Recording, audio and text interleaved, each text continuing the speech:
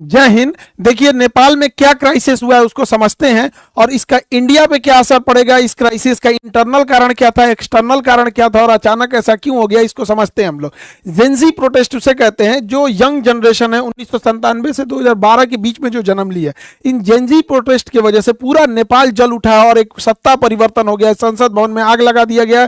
जितना नेता मंत्री हैं लोग, सब लोग का परिवार इसे लटक लटक बानर ऐसा भागा है हेलीकॉप्टर से, कोनो को दौड़ा के मारा है, कोनो को भिगा के मारा है, कोनो को जो घर फूंक दिया है, ये सब हो गया। इसका कारण समझते हैं कि क्या इंटरनल कारण था, उसके बाद समझेंगे क्या एक्सटर्नल कारण है, फिर चीन का क्या है और भारत का इस पर क्या असर पड़ेगा, इसको समझते हैं। सबसे बड़ा जो कारण था वो करप्शन था। नेपाल में करप्शन इतना ज्यादा बढ़ गया था जिसका कोई हद नहीं। करप्शन को रोकना मुश्किल था, हर डिपार्टमेंट करप्ट हो चुका था।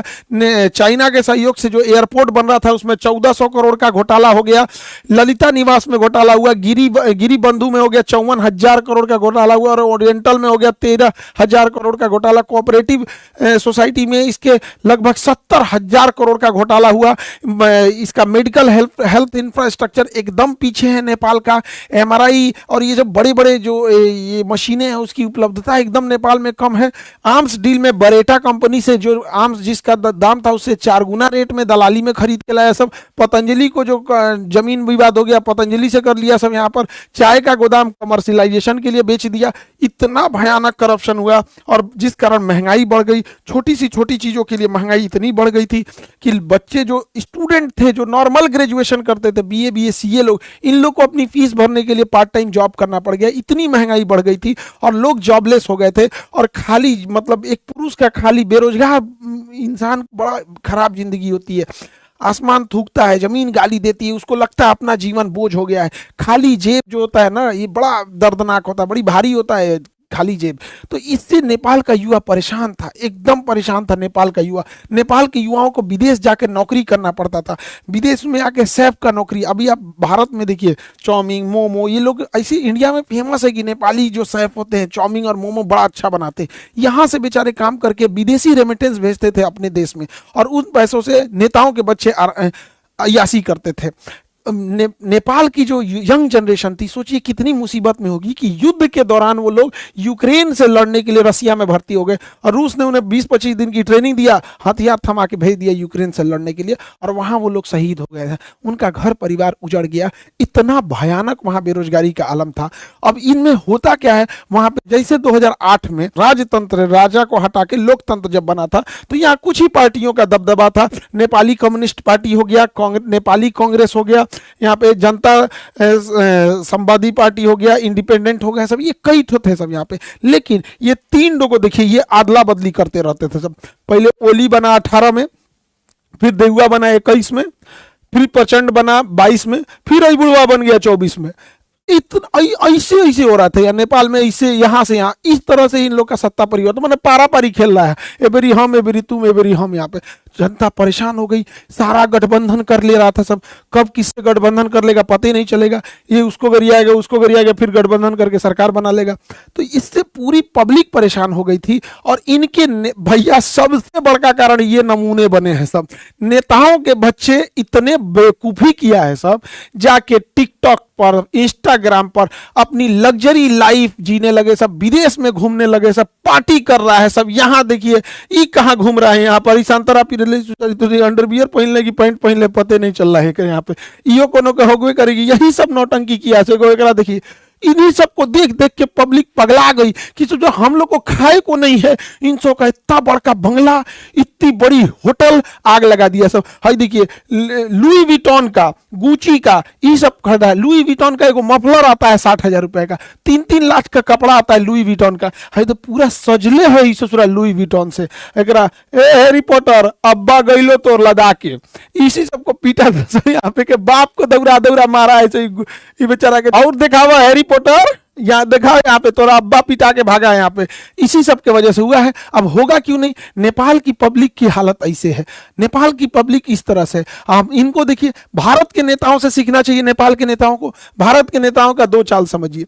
इनके बच्चे कहाँ पढ़ रहे हैं ये बताते ही नहीं है और ये अपने बच्चे को कहते हैं कि बबुआ ते मर्सिडीज में घूम, ते ऑडी में घूम, BMW में घूम, लेकिन फोटो मत खींचो हो। फोटो नहीं खिंचाना है, फेसबुक पे नहीं डालना है, गरीब बन के रहना है। एक दिल्ली में एक नेता से हमसे मिले थे, उनके लड़का, तो कहा कि सर एक फोटो हो जाए। हम कहा हाँ हाँ।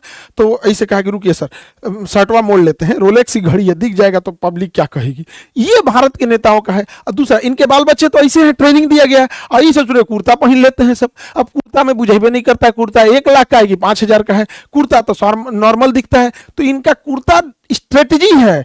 दूसरा, आप देखिएगा कभी भी अपने घर का फोटो नहीं दिखाएंगे सर। भारत का कोई नेता मंत्री घर का फोटो नहीं दिखाएगा। घर के बाहर जो लॉन होता है, खाली जगह, इंटरव्यू देना रहेगा, वो लॉन में बैठ के देगा, बैठ जाएगा लॉन में, देखेगा पीछे घर नहीं ना आ रहा है, कहेगा 2 गाय ले आके इधर ये चराओ, 2 गाय बांध दो, हाँ इंटरव्यू चालू करो, पीछे गाय आना चाहिए। अपने आप को गरीब शो करेगा, अंदर जाके देखिएगा महल बनाया रहता है। तो नेपाल के नेताओं को भारत के नेताओं से सीखना चाहिए। हालांकि भारत में भी ऐसे नेताओं लोग में करप्शन बहुत ज्यादा है, एक्सेसिव करप्शन है। तो नेपाल के एक नेताओं के बाल बच्चे, इन्हें नेपो किड्स या नेपो बेबी बोला जाता था इन सबको, बकलोलवन सब, ये सब नाच दिया।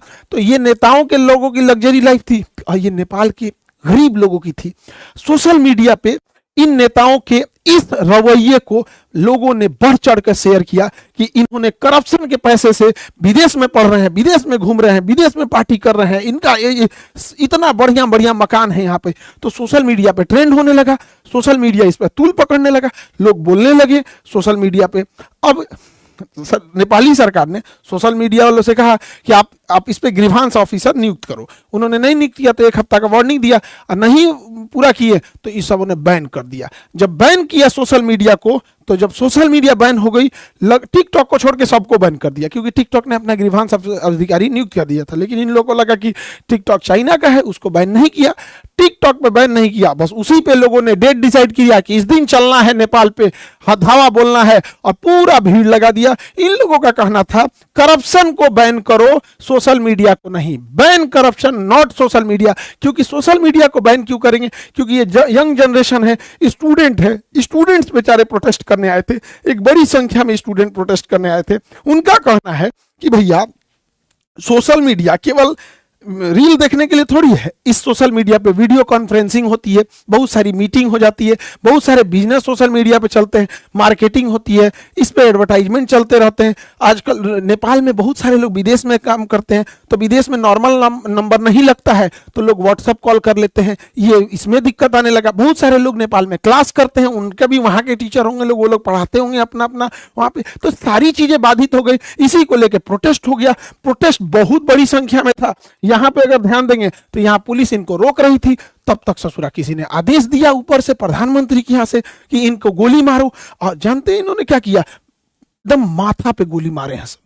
इन बच्चों को स्कूल यूनिफॉर्म पे माथा पे गोली मारा सब। अब जब यहां गोली मारिएगा तो ये तरीका गलत है। लोकतंत्र में भीड़ को शांत करने के लिए अन्य तरीके भी होते हैं। ये बात है कि हाँ, हर चीजों को हम लोग जबरदस्ती नहीं मना सकते, लेकिन वाटर कैनन होता है, आंसू गैस के गोले होते हैं। जब चीजें हद से पार हो जाती है तो पैर पे गोली चलाया जाता है, कई बार रबड़ बुलेट चलाए जाते हैं, एकदम एक्सट्रीम हो जाता है तो पैर पे गोली चलाया जाता है। उसके बाद भी कारण बनाना पड़ता है कि हमने ये सब कर दिया, तब लास्ट में इस तो पूरा सीधे गोली मारा सब, यहाँ पे एकदम हेड शॉट मारा।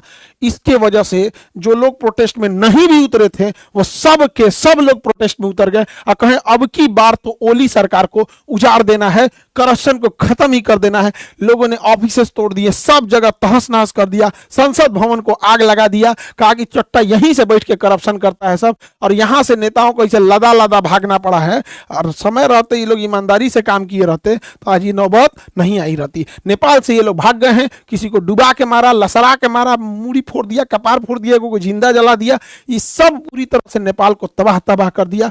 नेपाल में एक हामी नेपाल करके एनजीओ था जो भूकंप के समय मदद कर रहा था। सूडान गुरुम इसको नेतृत्व कर रहे थे, और इधर एक काठमांडू का मेयर बालेन शाह, ये लोग इसको एक तरह से लीड कर रहे थे। हालांकि भीड़ इतनी ज्यादा हो गई और पुलिस की गोली वजह से ये घटना और ज्यादा उग्र हो गई। हालांकि इसे कंट्रोल करने का बहुत हद तक आंदोलन को कंट्रोल कर लिया गया है। सेना कमांड को संभाल चुकी है। सेना ने आदेश दिया जनरल ने कि आप सब लोग अपने इतने जगह पे लौटेंगे, और अभी के तौर पे अंतरिम सरकार सुशीला कार्की को दिया गया है।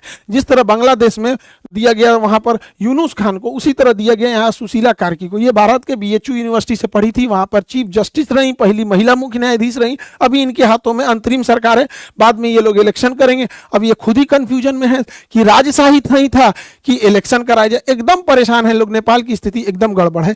कुछ चीजें नेपाल में गड़बड़ हुई हैं जो नेपाल के क्रांतिकारियों को नहीं करना चाहिए था। पहला कि इन्होंने सुप्रीम कोर्ट की बिल्डिंग जला दी, उसमें सारे डॉक्यूमेंट जल गए। कौन नेता करप्ट था ये भी खत्म हो गया, कोई ठीक नहीं, ससुरा नेतवे जलवा दिया होगा सब कि बाकी में नया सरकार आएगी तो हमारा फाइल निकलवाएगी, जल गया यहाँ पे। दूसरा गलती क्या कि इन्होंने जेल तोड़ के 13,000 से ज्यादा कैदियों को रिहा कर दिया। अब जो कैदी रिहा हुए हैं सब, भारत में आने का तो वीजा नहीं मिलता है, उसको पूरा भारत में घुस जाएगा सब। अगर भारत में नहीं भी घुसा सब तो कैदी था सब, उसको नहीं छोड़ाना चाहिए। हाँ, राजनीतिक कैदी रहते तो समझ में आता है, क्रिमिनल्स को काहे छोड़ा दिए यहाँ पे। पुलिस ने मास सरेंडर किया, लोग पुलिस को मारे। पुलिस तो खैर करप्शन कर, गोली चलाएंगे लोग तो पब्लिक छोड़ देगी, माथा पे गोली चलाएंगे पुलिस, उसके बाद कहेंगे भाई आदेश आ रहा है तो आप हवाई फायरिंग कीजिए, आंसू गैस मारिए, मारेंगे गोली तो पिटाएंगे कहीं नहीं, पिटा गए यहाँ पे। लेकिन इससे भारत को क्या हुआ, भारत को एक लॉस लगा। अनस्टेबल नेपाल कभी भी भारत के लिए ठीक नहीं है। दूसरा, भारत सरकार, अभी काला पानी लेपुलेख विवाद चल रहा है, आप अब नेक्स्ट वीडियो उस पर बना देंगे ताकि आप लोग को ज़्यादा क्लियर समझ में आ जाए। लेकिन एक बड़ा दुख के साथ ये कहना पड़ता है ना, नेपाल भाइयों लोगों को भी समझना चाहिए, एक ऐसा ट्रेंड बन गया है नेपाल में, हम लोग जान भी दे देंगे ना तो नेपालियों को लगेगा कि भारत हम लोग के लिए खिलाफ है। उनको चाइना ही अच्छा लगता है, हम लोग को क्या ही कर सकते हैं उन लोग के लिए, नेपाल के लिए क्या नहीं किए हम लोग। लेकिन उनको, नेपालियों के दिल में बैठा है कि भारत ही खराब है यहाँ पे। ऐसा नहीं करना चाहिए। हमारा रोटी और बेटी से रिश्ता है। हमारे यहाँ आज भी शादियाँ बिहार नेपाल और बिहार यूपी जो एरिया सटता है वहाँ से हो जाती है। लेकिन ये नेपाल की खराबी, क्योंकि वहाँ माओवादी हो गए या फिर जो चीन का प्रभाव है वो बहुत ज़्यादा हो गया। ये भारत के लिए अच्छी बात नहीं है। कूटनीतिक हार एक तरह से कहिए, या फिर हम लोग फंसते जा रहे हैं, ये नहीं होना चाहिए। इस पे भारत को सोचना चाहिए। इसके पीछे कारण भी क्या है, भारत सरकार को अमेरिका और वेस्टर्न द्वारा चलाए गए एनजीओ पे कड़ी नजर रखनी चाहिए, क्योंकि ये एनजीओ सरकार कम से कम 50 देशों की सरकार गिरा चुके हैं सब। अब जैसे यहाँ ही देखिए हामी नेपाल, ये किसके किसके सहयोग से, जैसे अमेरिका के ओपन सोसाइटी हो गया, फ्रीडम हाउस हो गया, फोर्ड फाउंडेशन हो गया, ये सब सरकार मतलब मदद करते हैं, बट इनका हिडन कुछ ना कुछ अंदर से टारगेट कुछ रहता है। तो गवर्नमेंट की एजेंसीज को इस पर नजर रखनी चाहिए। अभी जो नेपाल में हुआ है, हामी नेपाली जो ये संगठन था, इसमें शंकर ग्रुप, इन्फिनिटी ग्रुप और बरबरा फाउंडेशन ने फाइनेंशियल हेल्प किया था, और इतनी बड़ी हुजूम को एक साथ ले आकर इन्होंने किया। और आज एक देखिए कैसी गवर्नमेंट वहां बैठे बनेगी, इसका कोई ठीक नहीं है। अमेरिका जो है और वेस्टर्न कंट्री ने पूरी मिडिल ईस्ट को बर्बाद कर दिया है सब, इराक से लेके ईरान, सीरिया, अफगानिस्तान, यमन, सब तबाह कर दिया है सब। अब जब इसको पूरी तरह तबाह कर दिया है सब, तो जहां से मन वहां से पेट्रोल लेके चल जाता है। हम लोग को पेट्रोल मिलता है महंगा, और ये सब मार धार के अपने चमचा सरकार को बना देता है सब। किसी को बना देगा सब, अयोग्य व्यक्ति को कहेगा 50% हम ले जाएंगे, तो यहाँ बर्बाद के। अब इनकी नज़र एशिया पे है, इधर श्रीलंका, बांग्लादेश, म्यांमार, नेपाल, पाकिस्तान, इसको अब अनस्टेबल करना चाहते हैं सब। ये सोशल मीडिया और किस तरह से ये काम करते हैं सब एनजीओ की मदद से, इसको समझने की जरूरत है। देखिए, सर्बिया एक देश था, सन 2000 में सर्बिया रसिया का फेवर करता था। 2000 में बुलडोजर क्रांति लाया सब, और सर्बिया की सरकार को कहा सब कि सरकार करप्ट है, ये है वो है, एक नैरेटिव सेट किया, सरकार को गिरा दिया। अभी जो सरकार है वो अमेरिका की फेवर की है, रूस की फेवर की नहीं है। उसी तरह जॉर्जिया एक देश है, जॉर्जिया उसी के पास है, सर्बिया की साइड में जॉर्जिया। 2003 में जॉर्जिया में रोज रेवोल्यूशन लेके चले आए सर। रोज रेवोल्यूशन में क्या था, जॉर्जिया जो था रसिया के फेवर में था, तो ये अमेरिका वगैरह सोशल मीडिया, और ये उस समय तो मतलब इतना नहीं था सोशल मीडिया 2003 में, लेकिन एनजीओ वगैरह की मदद से इस सब ने क्या किया, वहां पर रोज रेवोल्यूशन लाया और सरकार को गिरा दिया। अभी जो सरकार है वो अमेरिका के फेवर में है। उसी तरह से देखेंगे यूक्रेन में 2004 में ऑरेंज रिवोल्यूशन ले दिया और कहा कि हम लोग यूरोप में मिलना चाहते हैं, रसिया में नहीं, रसिया को कमजोर करने के लिए। फिर 2014 में यूरोपीय मेडन आंदोलन किया गया, पेट्रो यानुकोविच को यहां से डिथ्रोन किया गया। उसी समय क्रीमिया रसिया ने कब्जा कर लिया था। अभी की जो जनरेशन है उसको इतना पुराना नहीं याद आता है, लेकिन अभी उसी सब के वजह से अभी भी यूक्रेन में लड़ाई चल रही है। देखिए, जो सरकार रसिया के फेवर में थी, कैसे कैसे अमेरिका ने गिराया है। ऐसे ही 2011 में अरब क्रांति शुरू होती है ट्यूनीशिया से, ट्यूनीशिया की सरकार को उखाड़ फेंका जाता है, अरब क्रांति। और अरब क्रांति देखते देखते अफ्रीका से पूरे अरब में फैल गई। अरब क्रांति में लीबिया में मुअम्मर गद्दाफी को उड़ा दिया गया क्योंकि ये रूस का फेवर में था। इजिप्शियन गवर्नमेंट को उड़ा दिया गया, हुस्नी मुबारक को, क्योंकि ये रूस के फेवर में था। सीरिया में बशर अल असद को उड़ा दिया गया क्योंकि रूस के फेवर में था। यमन से शेख अब्दुल्ला साले को उड़ा दिया गया क्योंकि ये रसिया के फेवर में था। ये सब अमेरिका की चाल है। अभी भी नहीं समझ में आएगा तो बहुत दिक्कत हो जाएगा। ये सोशल मीडिया हम 20 बार कहते हैं, इस पर इंडिया का अपना कमांड होना चाहिए, नहीं तो फिर हम लोग मुख्य दर्शक बन के ऐसे ही देखते रहेंगे। 2021 में म्यांमार में क्या हुआ? म्यांमार में सरकार हटा दिया गया आंग सान सू की, ये भारत के फेवर में थी, और यहाँ जुम्टा की सरकार बना दिया गया, सैन्य तानाशाही जुम्टा की। हुआ क्या? 2017 से 2021 तक म्यांमार से रोहिंग्या भारत में घुस गए। आज रोहिंग्या भारत की एक बड़ी समस्या बन चुके हैं। लेकिन अभी बताइए, इलाज से अच्छा बचाव होता है। यहाँ स्टेबल रहता तो भेज सकते थे, अभी कहाँ भेजेंगे? इन सबको भारत की एक बड़ी समस्या बन चुकी है रोहिंग्या यहाँ पे। वैसे ही 2022 में आप देखिए श्रीलंका में हमारी जो फेवर की सरकार थी, अभी चाइना की फेवर की सरकार आ गई है, हटा दिया गया। उसी तरह आप देखे होंगे यहाँ पे मालदीव में यही हो गया। आप पाकिस्तान में देखिए 2022 में इमरान खान, चचवा मेरा, इसको इमरान खान को डिथ्रोन कर दिया। सब क्या आरोप लगाया? सब कि इन्होंने जो गिफ्ट मिला था उसे तोहफा में रखना चाहिए था तो पर्सनल यूज कर लिया। दूसरा, इन्होंने जो दूसरी शादी की थी तो तलाक के बीच में इद्दत का जो टाइम दिया जाता है लगभग 3 महीना, वो पूरा नहीं किया तो शादी टाइम से पहले कर दिया। उसकी वजह से जेल में डाल दिया और जेल में बेचारे का रेप कर दिया गया। एगो मेजर इसका रेप कर दिया, बेचारा का बर्बाद हो गया इमरान खान। हालांकि इमरान खान जो था आतंकवाद को पसंद नहीं करता था, लेकिन है जो आसिम मुनीरवा बैठल है ना चोट्टा, ये बहुत खतरनाक है। पहलगाम अटैक वही कराया था। मेरे कहने का मतलब है कि देश सर्वोपरि रहना चाहिए। समझिए दूसरों की गलतियों से, वो देखिए जो नहीं देख पा रहे हैं। ये सोशल मीडिया से केवल वो नहीं है, किस तरह से बर्बाद कर रही है चीजों को, उसको समझने की जरूरत है। 2024 में बांग्लादेश में एक टेलीग्राम, मामूली टेलीग्राम कैसे इतना बड़ा विद्रोह खड़ा करके होता है और शेख हसीना को वहां से हटा देता है। वहां पे सरकार आ जाती है, वहां के माइनॉरिटी कम्युनिटीज को, ज्यादातर माइनॉरिटी में वहां हिंदू ही हैं, उनको जला के हथौड़ी से ना पूरा आंख फोड़ फोड़ के मार दिया। सब हम लोग देखते रह गए। क्या कर लिए? कैंडल जला लेंगे लोग। हम लोग को सचेत होने की जरूरत है क्योंकि ये सब स्लीपर सेल का काम करते हैं सब। यहाँ पे इतनी ज्यादा डिपेंडेंसी भारत की हो गई है इनके ऊपर जिसका कोई हद नहीं। गूगल का केवल एक चीज नहीं है, गूगल का यूट्यूब है जिसपे आप हमको देख रहे हैं, ये गूगल का, इसी का प्ले स्टोर है जिसपे से आप जोमेटो, आप यूपीआई हेन डाउनलोड करते। इससे नहीं डाउनलोड करेंगे तो क्रोम से करेंगे, तो दोनों तो भैया एक है। यहाँ पे मेल किससे करिएगा? आप कोई भी नया एप्लीकेशन रह गया मेल करना पड़े, ये भी इसी का है। अब सब छोड़िए ना, मोबाइलवा तो एंड्रॉइड है, मोबाइल सैमसंग का लीजिए, वीवो का लीजिए, किसी को लीजिए, लेकिन उसके अंदर जो सॉफ्टवेयर है वो एंड्रॉइड है। एंड्रॉइड किसका है? इसी गूगल का है। अच्छा, कई लोग कह रहे हैं कि अच्छा मीडिया में, कई मीडिया, भारत की मीडिया को तो जानते ही हैं, उनका कहना है कि शाह खान सर ने बताया कि प्ले स्टोर नहीं है तो एप्पल स्टोर यूज कर लेंगे, प्ले स्टोर नहीं है तो सैमसंग का यूज कर लेंगे, प्ले स्टोर नहीं है तो अमेजोन का यूज कर लेंगे। अरे बैल बुद्धि, हमरा गूगल से थोड़ा ना दुश्मनी है, हमरा बस इस बात की शिकायत है कि ये हमारा नहीं है, विदेशी है। तो आइयो तो विदेशी है, आइयो तो विदेशी है, आइयो तो विदेशी है। ये कौन बात हुआ कि आसमान से गिर के खजूर पे अटकेंगे कि गूगल बंद हो जाएगा तो एप्पल यूज कर लेंगे, सैमसंग यूज कर लेंगे, अमेजन। अरे तरीका कौन समझाएगा रे मेरे भाई कि हमको प्रॉब्लम गूगल से नहीं, हमें बस ये है कि हमारा अपना होना चाहिए, न कि विदेशी होना चाहिए।